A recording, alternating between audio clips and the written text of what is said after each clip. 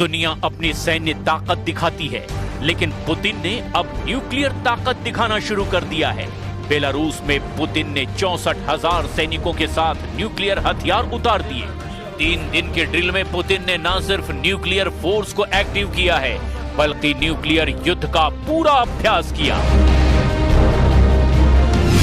3 मोर्चे पर जंग। पहला परमाणु हमला कौन करेगा? ईरान के मोर्चे पर पहला एटमी हमला नेतन्याहू करेंगे या ट्रंप? यूक्रेन के मोर्चे पर पुतिन परमाणु हमला करेंगे या नेटो? रूस यूक्रेन अब सिर्फ बॉर्डर की जंग नहीं रह गई है, अब ये जंग सीधे रूस के दिल पर वार बन चुकी है। यूक्रेन के भयानक स्ट्राइक ने लुहांस्क में मौत का तांडव मचा दिया है। धुएं में डूबे रूस का सैन्य मोर्चा, जलती गाड़ियां और बदले की आग में जलता क्रेमलिन। पुतिन ने बदले की धमकी दी है। रूस की मीडिया में खुलेआम सबसे बड़े जवाब की बात हो रही है। तो क्या यूक्रेन पर अब रूस सबसे खतरनाक हमला करेगा? क्या क्रेमलिन ने कीव पर एटमी हथियार का टारगेट लॉक कर दिया है? क्या दुनिया अब तीसरे विश्व युद्ध की उल्टी गिनती में पहुंच चुकी है? यूक्रेन ने रूस के खिलाफ जंग की पूरी तस्वीर ही बदल कर रख दी है। जंग में अब बंदूक से भी ज्यादा खतरनाक हो गया है एक छोटा सा ड्रोन। कीव से 550 किलोमीटर दूर यूक्रेन के योद्धा ड्रोन जंग में खुद को माहिर बनाने में लगे हैं। फ्रंट लाइन से लौटे यूक्रेन के सबसे खतरनाक ड्रोन पायलट आपस में एक दूसरे के खिलाफ मुकाबला कर रहे हैं। एफपीवी ड्रोन को जो किसी वीडियो गेम की तरह उड़ाए जाते हैं, लेकिन टारगेट पर पहुंचते ही उड़ती मौत बन जाते हैं। 2024 में यूक्रेन जहां 10 लाख ड्रोन का प्रोडक्शन करता था, 2026 में ड्रोन प्रोडक्शन 70 लाख से 1 करोड़ तक पहुंच चुका है। 2024 में जहां सिर्फ 20,000 ड्रोन फ्रंट लाइन पर पहुंच रहे थे, अब यूक्रेन हर महीने 2 लाख ड्रोन बॉर्डर पर भेज रहा है। अब 70 से 80% रूसी टारगेट पर यूक्रेन ड्रोन से हमला कर रहा है। यूक्रेन रूस की आर्टिलरी, लॉजिस्टिक और एयर डिफेंस पर 50 से 250 किलोमीटर की रेंज के ड्रोन से हिट कर रहा है। यूक्रेन अब ड्रोन की जंग को अगले स्तर पर ले जा रहा है। कमांडर दावा कर रहे हैं कि ये ड्रोन फ्रंट लाइन पर मॉस्को ब्रिगेड की नींद उड़ा रहे हैं, और सबसे खतरनाक ये है कि हर 3 महीने में यूक्रेन ड्रोन का नया वर्जन तैयार कर रहा है। यानी अब जंग सिर्फ मिसाइल से नहीं, बल्कि रिमोट से ऑपरेट हो रही है। मतलब यूक्रेन युद्ध भले ही हाथों से कंट्रोल हो रहा हो, लेकिन कल की जंग शायद पूरी तरह से मशीन से लड़ी जाए। Маючи FPV-дрони, ударні крила розвідки, ми ефективно знищуємо противника на підступах, і з-за чого ми бережемо життя наших військовослужбовців. І за чого у нас зараз велика перевага на лінії фронту, і ми дійсно кожного дня дуже багато знищуємо. पूर्वी यूक्रेन के कब्जे वाले इलाके पर अब युद्ध में नया मोर्चा बन गया है। दावा किया जा रहा है कि यूक्रेन की सेना ने इस इलाके में बेहद सटीक हमला किया है, और हमले में रूस के कई सैन्य ठिकाने हिल गए हैं। धमाके इतने जोरदार थे कि कई किलोमीटर दूर तक आग और धुएं के गुबार को देखा गया। कीव के कमांडर दावा कर रहे हैं कि इस हमले में रूस के कमांड सेंटर को भारी नुकसान हुआ है। रूस अब इसे आतंकी हमला बता रहा है।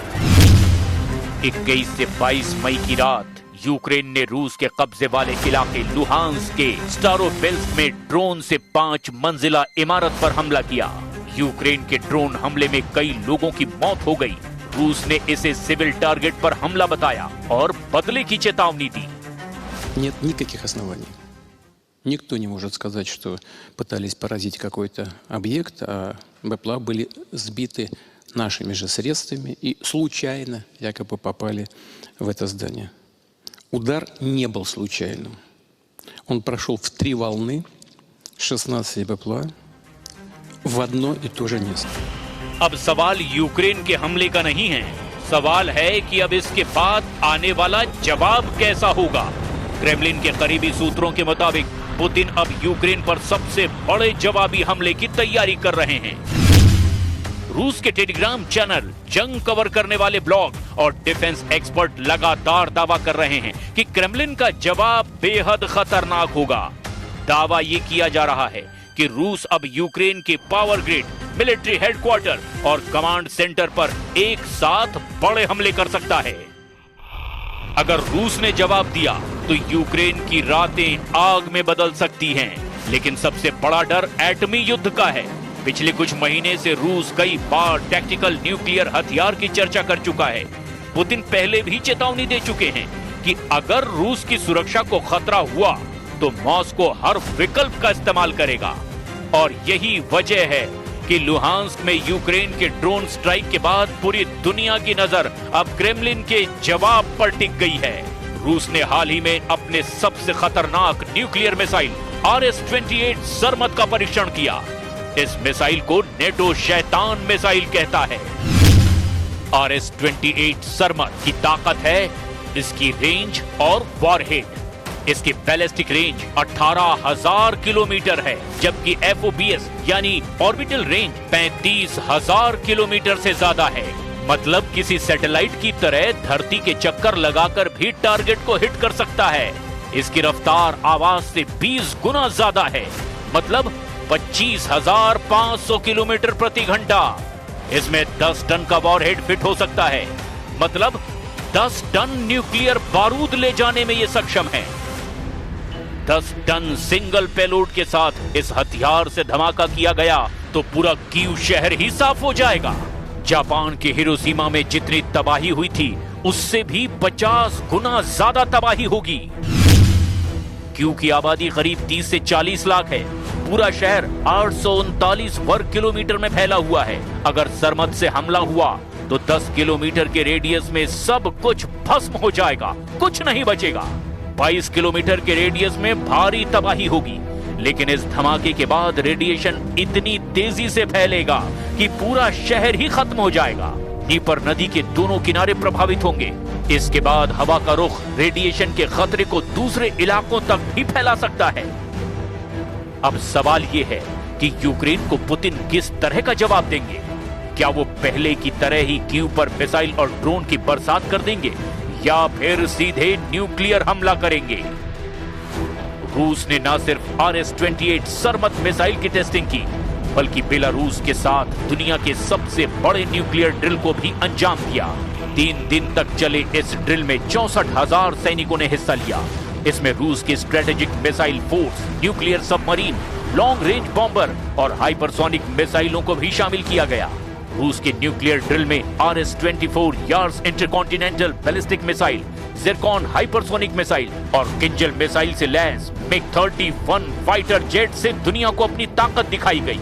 पुतिन खुद बेलारूस के राष्ट्रपति लुकाशेंको के साथ ड्रिल देखने पहुंचे और दावा किया कि सभी न्यूक्लियर ऑब्जेक्टिव को पूरी तरह हासिल कर लिया गया। RS-24 यार्स न्यूक्लियर हथियार ले जाने में सक्षम है। इसकी रेंज 12,000 किलोमीटर है और 25,000 किलोमीटर प्रति घंटे की रफ्तार से अपने टारगेट को हिट कर सकता है। इसमें 1.2 टन का वॉरहेड फिट हो सकता है। मतलब इससे अगर न्यूक्लियर हमला हुआ तो हिरोशिमा से भी 10 से 20 गुना ज्यादा ताकतवर होगा। 3M22 जिरकॉन एक हाइपरसोनिक क्रूज मिसाइल है।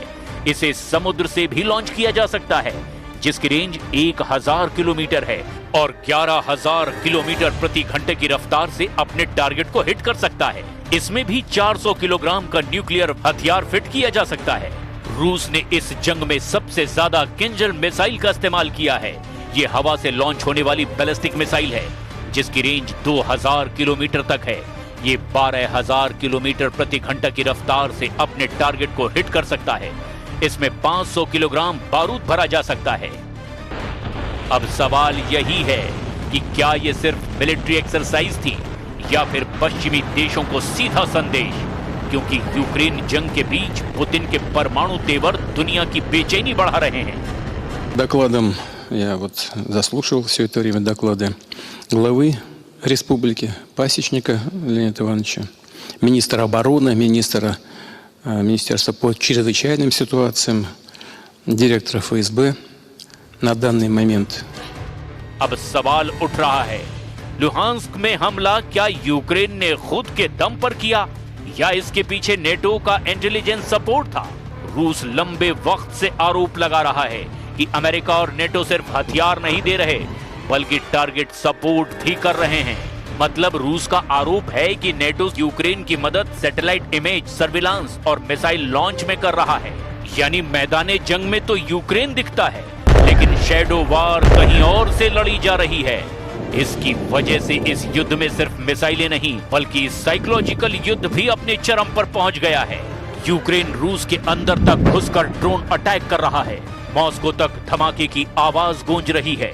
यूक्रेन के शहर भी अब रूस के मिसाइल हमले झेल रहे हैं। कीव, खार्किव और ओडेचा की हर सुबह तबाही की तस्वीर से शुरू होती है।